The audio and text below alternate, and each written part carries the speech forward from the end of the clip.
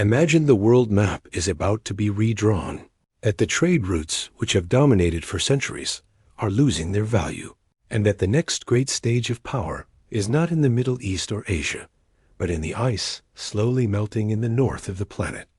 When Donald Trump said that the United States should buy Greenland, many people laughed, but laughter is often the automatic reaction when someone says out loud what others are not yet ready to think. Because Greenland is not a forgotten island. It is a geopolitical fortress, a mine of critical resources, and the key to the new global chessboard.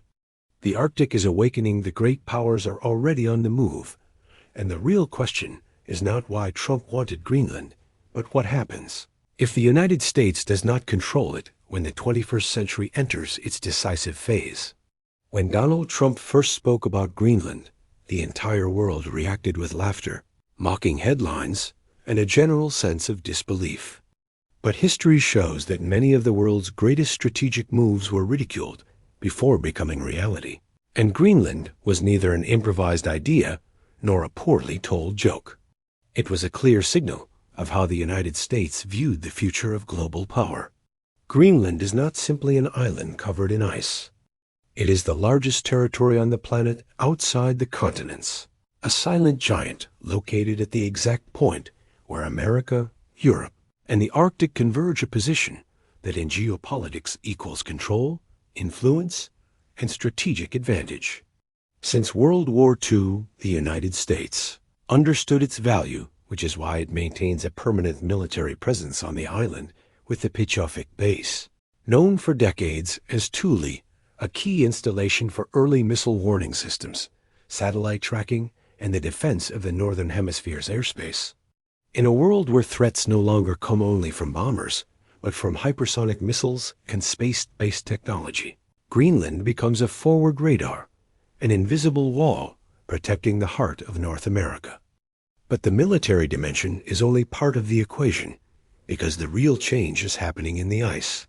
Global warming is transforming the Arctic at a speed unseen for thousands of years. Greenland was sealed for centuries beneath impenetrable ice sheets. Today, those layers are retreating, revealing something far more valuable than the territory itself. New maritime routes that could change global trade forever. Routes that cut weeks off travel between Asia and Europe, that bypass bottlenecks like the Suez or Panama canals, and that position the Arctic as the new highway of global commerce. Whoever controls these passages will control the flow of goods in the 21st century, and Greenland sits right at the center of this new world map, like a chess piece placed on the most important square of the board. But beneath the ice lies something even more decisive: natural resources. Greenland holds vast reserves of rare earth elements, uranium, iron, zinc, oil, and gas minerals essential to the modern economy. Without them, there are no smartphones, no electric cars, no wind turbines, no guided missiles, no satellites, and no artificial intelligence. Today, control over these resources largely belongs to China, which dominates much of the world's production and refining, and that represents a strategic vulnerability for the United States. Trump knew it and said it clearly. You cannot lead the future while depending on the supply of your main rival. Acquiring Greenland, or at least securing it within America's sphere of influence, meant breaking that dependence and guaranteeing direct access to critical materials for decades. Moreover, Greenland formally belongs to Denmark, but it enjoys broad autonomy and maintains a fragile economy based on subsidies and external aid, making it a territory especially sensitive to foreign investment.